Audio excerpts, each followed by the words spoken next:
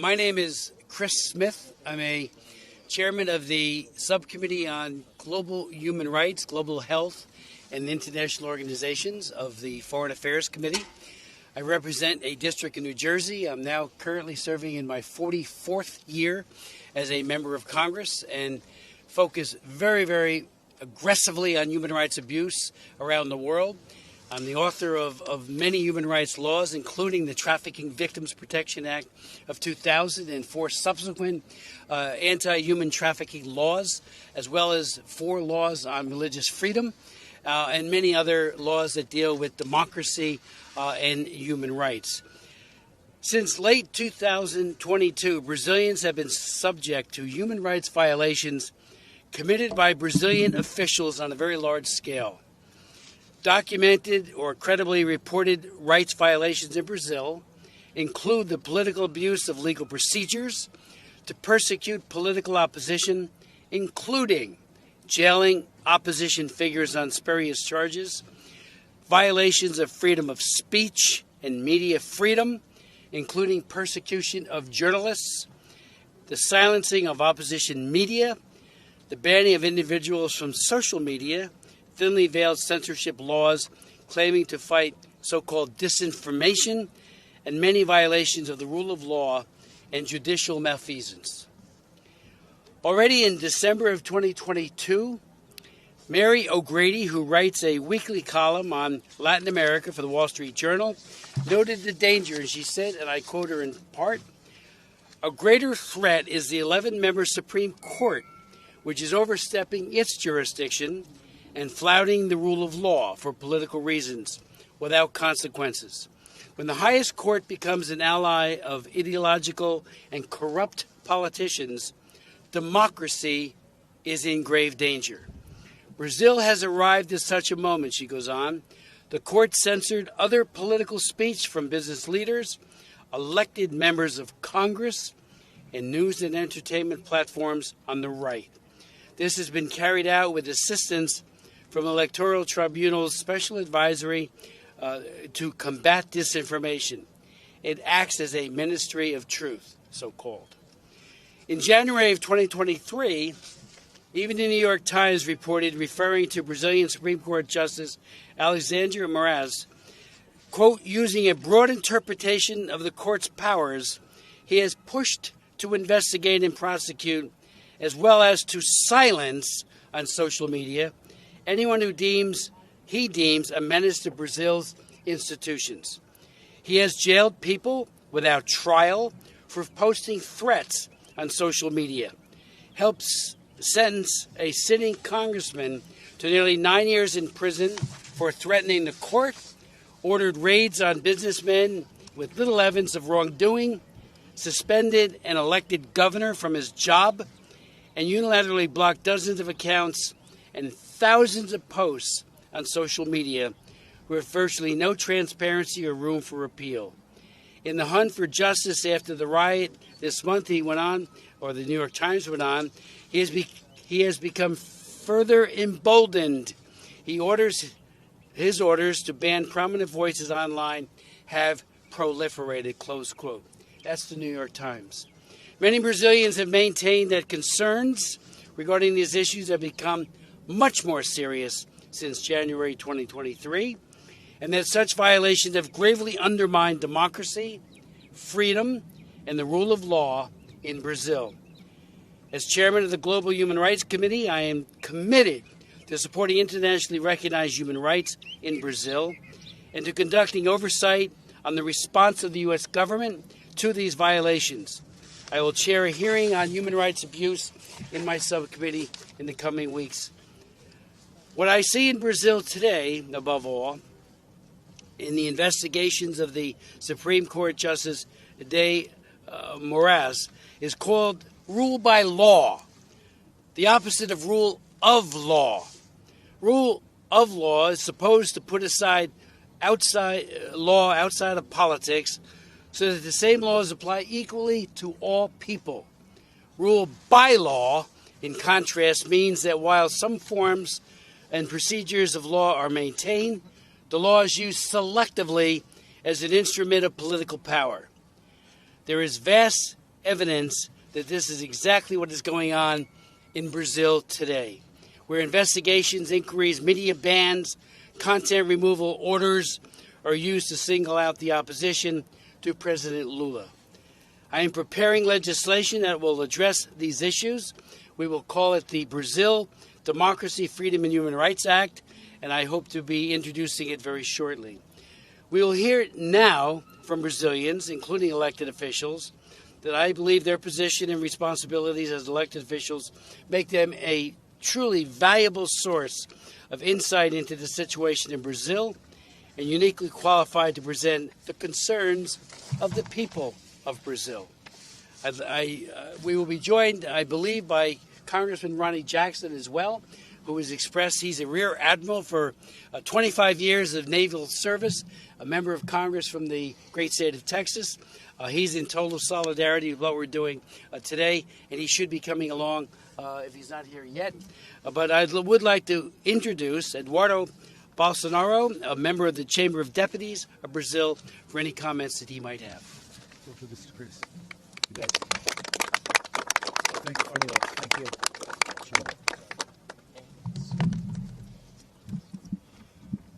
First of all, thank you, Chris, to give us this opportunity. We are very honored, and we want to bring here some light for what is going on in Brazil.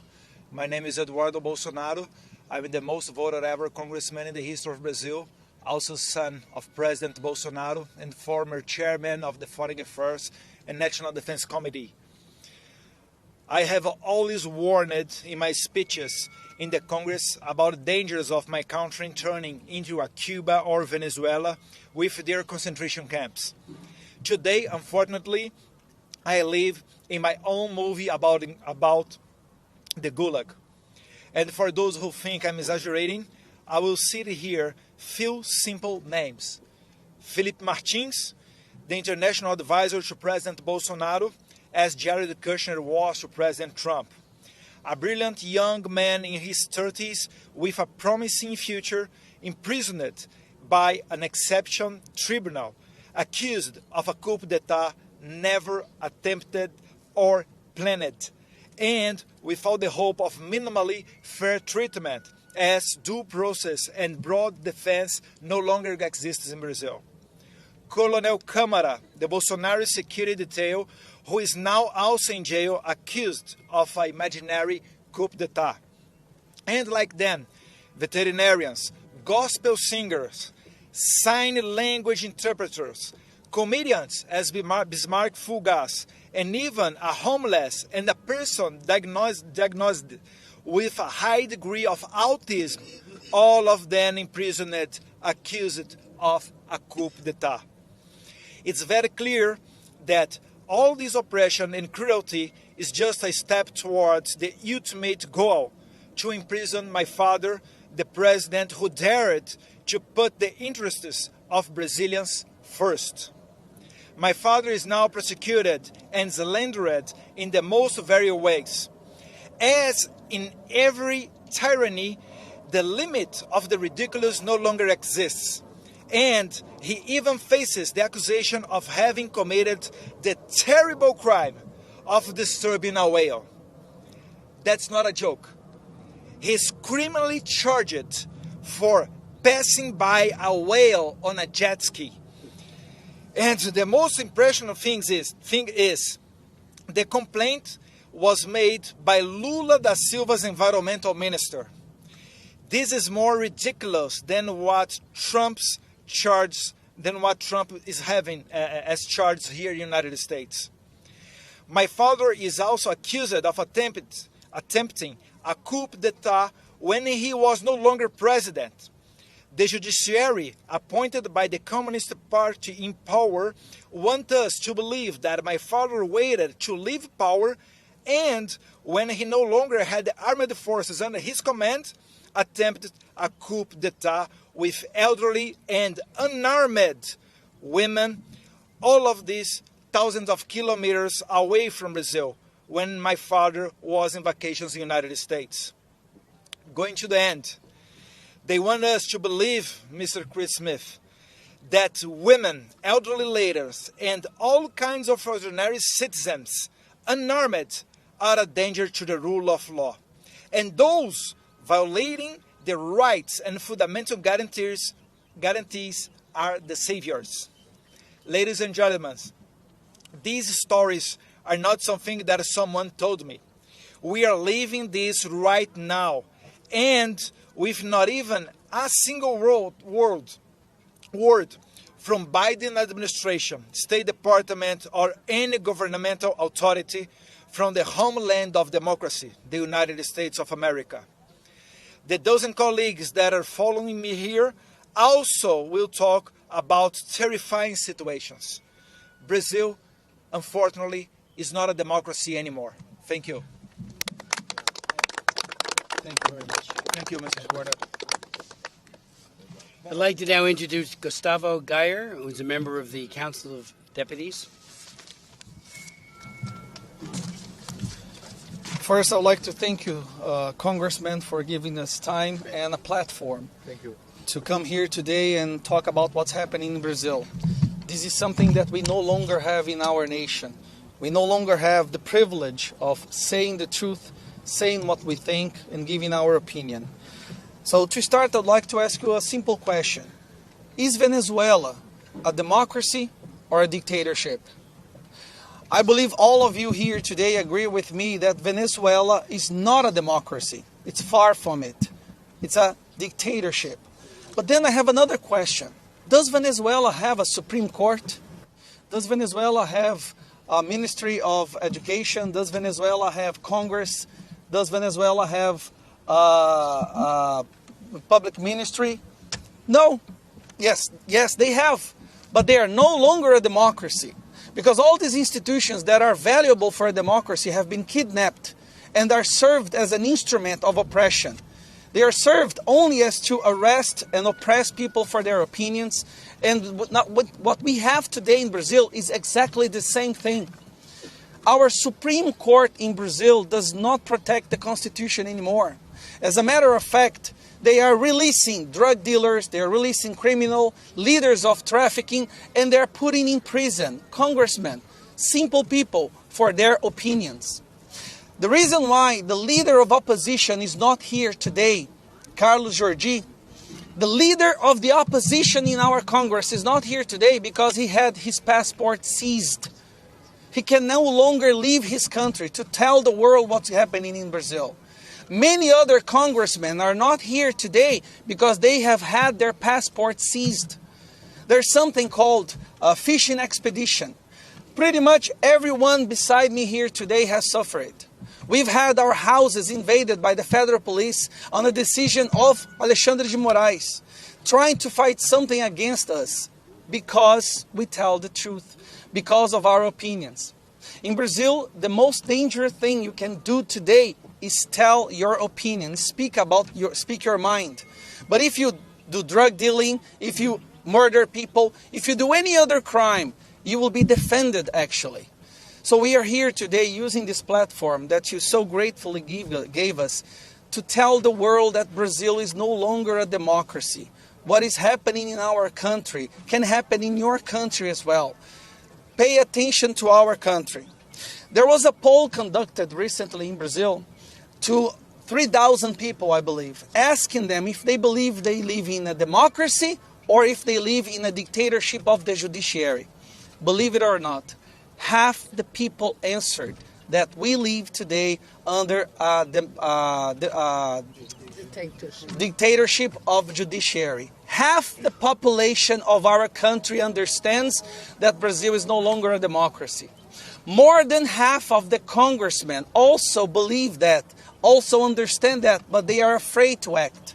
And the reason they are afraid to act is because the moment we try to pass a bill, giving back to Congress the leadership or the right to pass bill or to legislate, we immediately suffer intimidation. Phone calls from ministers of the justice harassing and threatening congressmen if they don't do exactly what the Supreme Court says.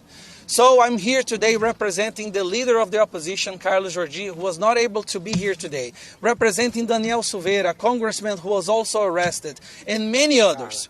Carla Zambelli, who cannot be here today because her passport was seized. This can no longer continue the way it is. And to finish, I would like you to take a look at the faces of all my friends who are here beside me today. These brave men and women. These people now are at risk of the moment we set foot back in Brazil, we can be arrested, we can suffer search and seizure, we can have our lives destroyed. Why? Because of corruption? Because we steal public money? No. Because we're fighting for a real democracy. Because we don't want to see Brazil becoming a Venezuela if that's not too late. So I would like to thank every congressman and congresswoman who are standing here beside me today for having the courage to come here and commit a crime in Brazil, which is tell the truth. Thank you very much, Congressman. Gustavo, thank you for that very, very powerful, as well as you, Eduardo, as well. Very, very powerful witness, and for standing up for the people of Brazil. You know, we stand in solidarity with the people of Brazil, not with oppression. And that's what you are doing. That's what you want. That's your vision. And so thank you. We will now hear from Marcel Van Hatten, a member of the Chamber of Deputies of Brazil. Thank you, Chris. Thank you in the name of the Brazilian people for this opportunity we have here to speak up, to say what is going on in Brazil more freely than we can do in our own country, unfortunately. Thank you, America, for the long-standing relationship with Brazil. The United States of America is the largest democracy in the Americas. Brazil is the second largest, or used to be. We all know that democracy is an ongoing process, while freedom, as Ronald Reagan once said, is not passed on to our children in the bloodstream. It must be fought for, protected, and handed on for them to do the same. This is why we are here, to fight for our freedoms and to call to the world's attention the severe setbacks we are experiencing today in Brazil's democracy, freedom, and rule of law. When I first arrived in Washington, D.C. 15 years ago to study at Georgetown University, and I'm very proud of that, I looked at Latin America and saw how socialism was subverting countries that were once democracies. Venezuela, Bolivia, Ecuador. While those countries were succumbing to tyrants like Hugo Chavez and other puppets of Fidel Castro, and while their people were losing their freedoms, Brazil remained democratic despite the country's historical institutional flaws and endemic corruption. That was the year 2009. Throughout the decade of 2010, Brazil entered a new era in which I was very optimistic. We all were. It was a period of time when millions of concerned citizens took to the streets to protest widespread corruption pervading our country's leadership. Operation Car Wash brought these issues to justice and put dozens of businessmen, public servants, and politicians behind bars for money laundering and corruption, including the then former President Lula da Silva. He was found guilty as charged in 3 instances and sent to jail to serve a 9-year sentence. Not only in Brazil, by the way, but also Peru, Guatemala, and Panama had presidents convicted by corruption in their countries because of the investigations that started in Brazil involving transnational companies that also operated abroad. However, in the beginning of 2019, Operation Car Wash began investigating another branch of power in Brazil, the judiciary. Whistleblowers exposed bribing schemes in the justice system all the way to the Supreme Court. When the story was published in the media, all hell broke loose.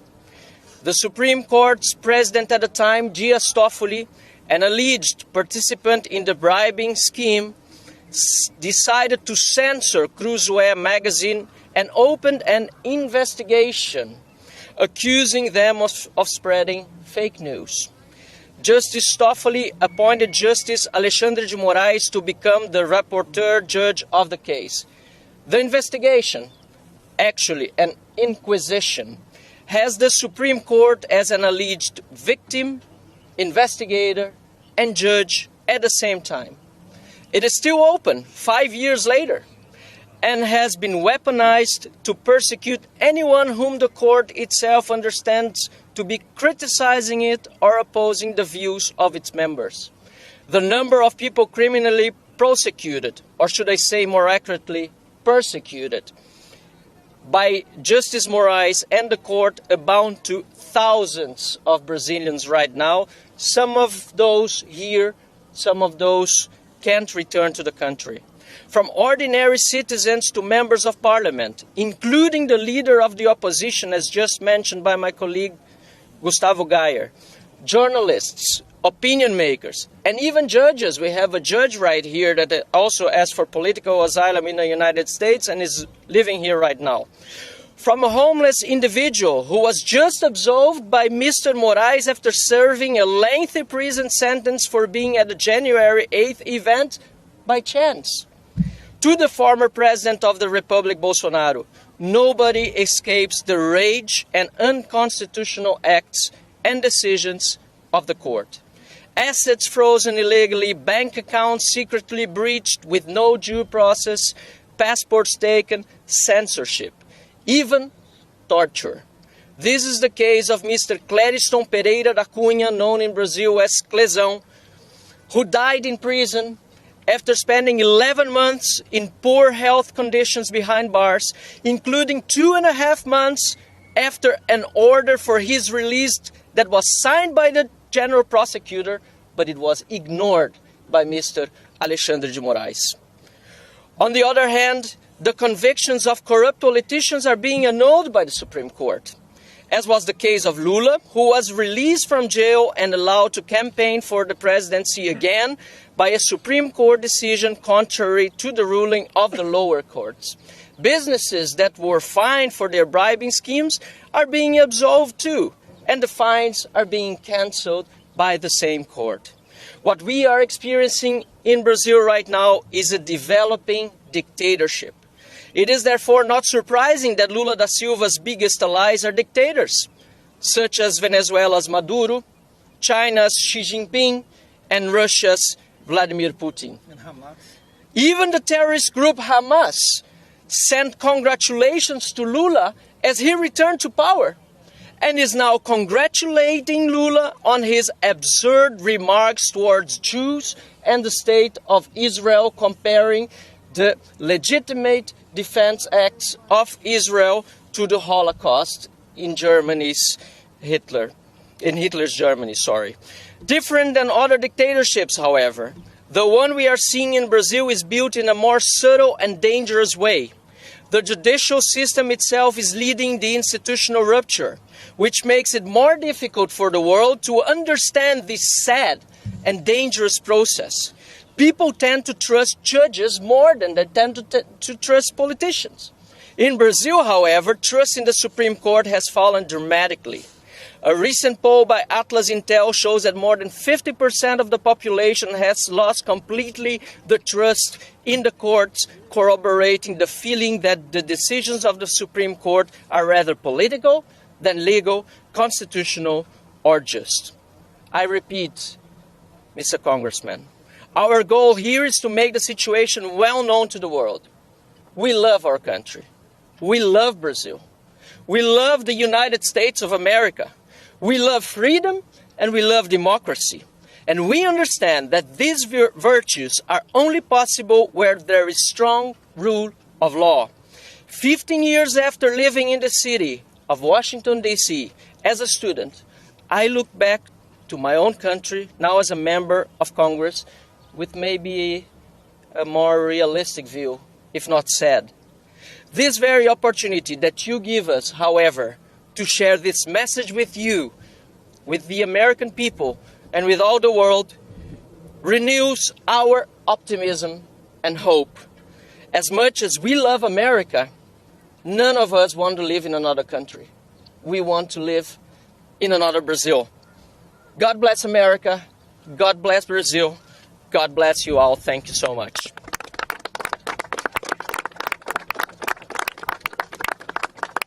Marcel, thank you for that very eloquent defense of the people of Brazil and for speaking so boldly as you all have a message that needs to be heard by Congress, by the White House, by the State Department, and frankly by the world. So thank you so very much for that. Paulo Figueiredo, an independent award-winning journalist who is, we have met and we've spoken, and I've learned so much from him. I want to thank him for being here. Paulo, the floor is yours. Thank you. Thank you. How's everyone doing? It's a beautiful,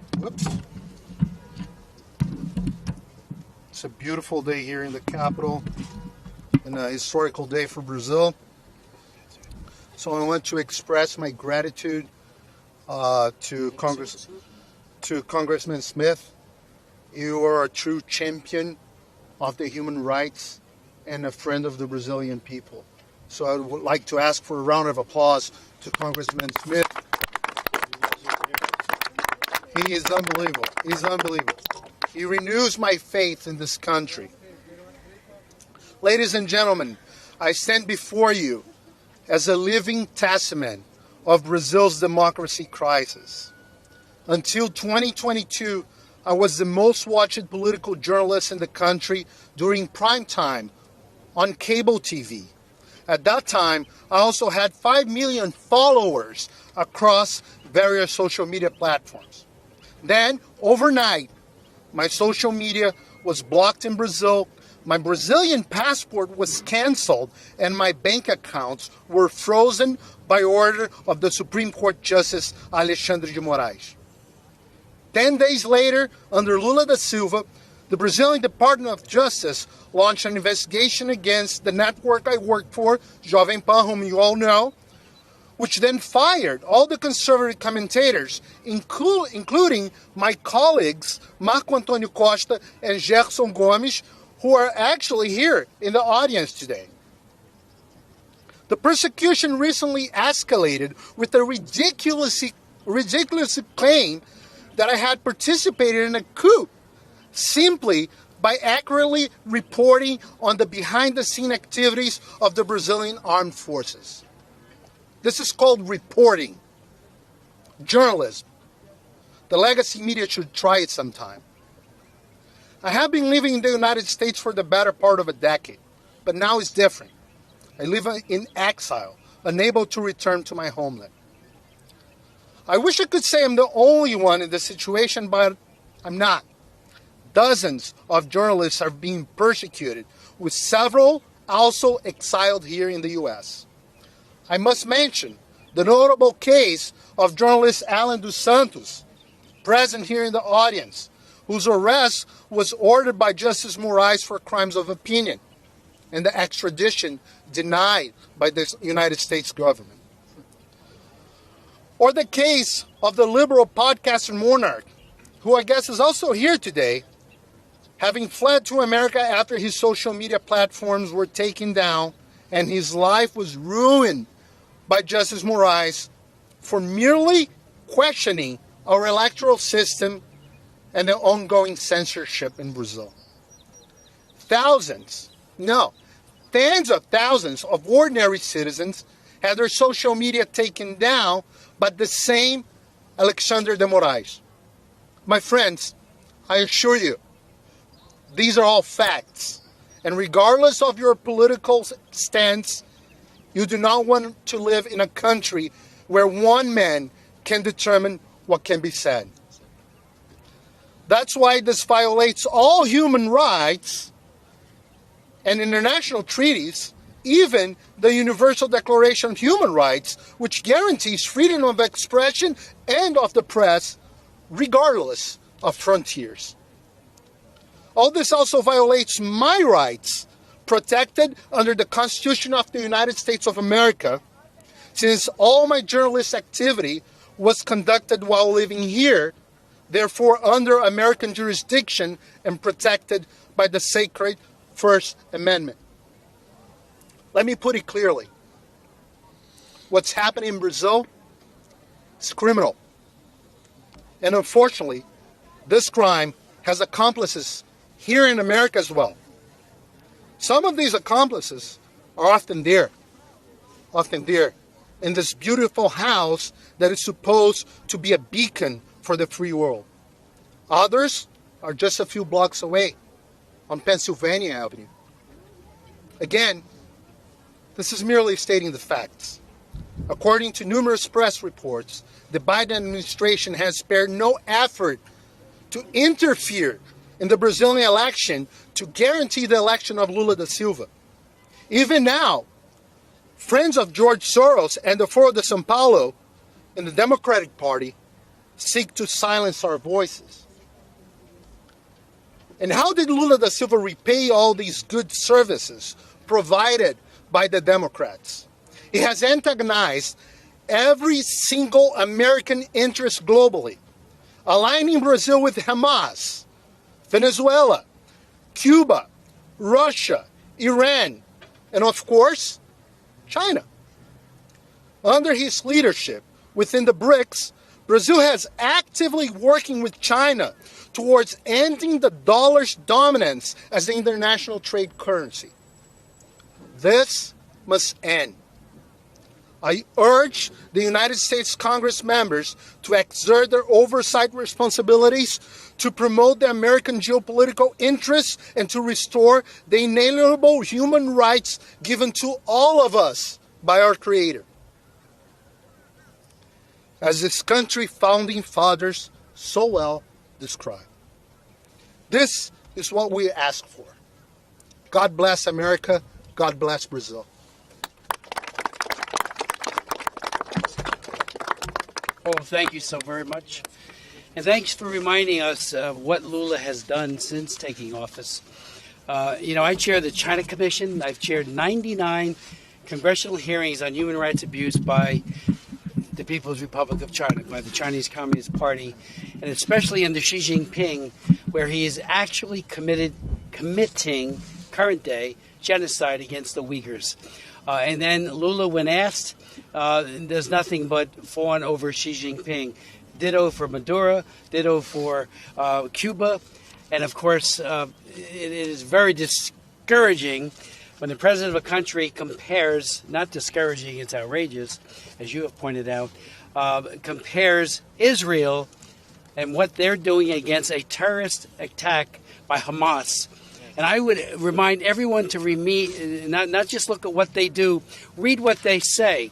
The Hamas Charter of 1988 makes clear that they want every Jew dead. It couldn't be clearer. And they want the evisceration of Israel itself. And yet he compares, Lulu that is, compares what they're doing to defend themselves against Hamas to be equivalent to the Holocaust. That is outrageous. So thank you for reminding us of that. Our final speaker will be... We are sorry as Brazilians to hear our president could say such absurd. You're right. Andres Martinez Fernandez, who is Senior Policy Analyst for Latin America at the Heritage Foundation, and who will speak now. Thank you. Sorry. Thank you, Congressman. When I was approached by the congressman to engage on these issues, what we're seeing in Brazil, I was eager to accept because what we're observing is a very dangerous decline in the basic fundamentals of democracy and human rights in Brazil. And unfortunately, it's not getting attention. And I think the scope of this, obviously, we've heard, but the attendance that we have here from these prominent leaders in Brazil coming all the way here to highlight this challenge underlines the gravity of the situation in Brazil. So I thank all of you and Congressman for highlighting this issue. Unfortunately, what we're seeing in the case of Brazil is a very dangerous but not new trend for Latin America and the world, in which we see the criminalization of dissent and opposition, the use of state power and judicial prosecutions to silence dissent and to empower a certain ideological or leading ruler, and that's what we've seen time and again throughout the region. And as some have pointed out, in Venezuela, it took that country down the path of crisis, and I worry that we are seeing a similar tendency in Brazil, and certainly what we're seeing, we've heard from these speakers, aligns with that severity of this concern. And for those who think that this is going to be this kind of politicization of judicial activism is limited to just a few opposition voices, this is going to expand beyond that, and we're already seeing that with new actions going after independent NGOs, which are well respected in this city, including particularly Transparency International, which has been targeted by investigation, I think the Supreme Court, for highlighting some of the abuses that they are seeing, some of the malpractice in the judicial system in Brazil.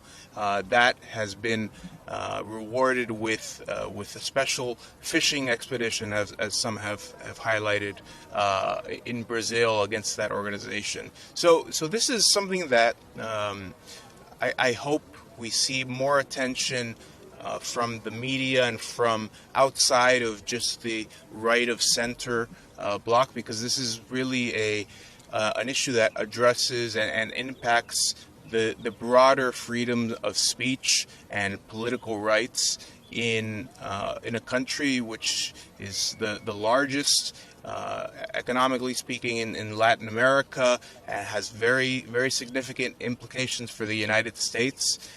We've already heard some of the challenges that we've seen as far as the current leadership in Brazil not aligning with the United States, working in many instances at cross purposes with the United States and U.S. influence in the region. But despite that, we've really seen silence from the Biden administration. And if anything, a praise for the current government. We saw Secretary Blinken very recently down in Brazil praising the government for its actions on workers' rights and environmental rights, but no mention of the endangerment of political speech and dissent. And unfortunately, this is a consequence of a broader trend that we've seen with this administration, particularly in Latin America, of a deeply ideological focus and alignment for its foreign policy and its engagement in the region.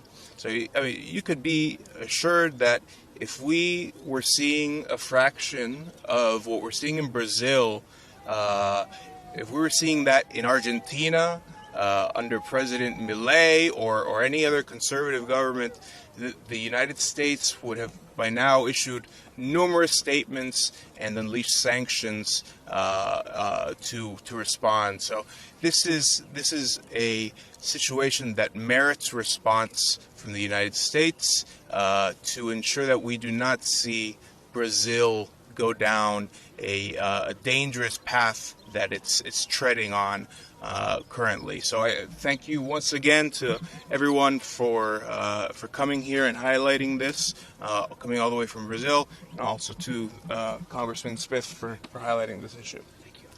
Thank you. Thank you very much. Any questions from the press? I would ask, and I would appeal to you to really ask hard questions of the Lula government. There are people here who are putting themselves at risk. We will follow their return very carefully, and I can tell you that there will be no stone left unturned if any harm comes to any of these amazingly courageous men and women who have traveled here. It's just, sadly, Brazil is moving in the direction of anarchy. and the rule by law, as I said before, where they use, prosecutions against people with whom they disagree with as a way of just silencing the opposition. We saw it in Nicaragua most recently when all of the presidential candidates were arrested. So Ortega had nobody running against him. We saw it when he arrested everybody in the church, including Bishop Alvarez, who has now been let go, but he's been exiled. So what I'm saying is that we are going to be following this very carefully, and it's not just me. It will be bipartisan, and my hope is that the administration will join us. These men and women are men and women of courage and of great valor, and their words need to be heard. So please investigate, I say to the press. Thank you very much for coming. Thank you.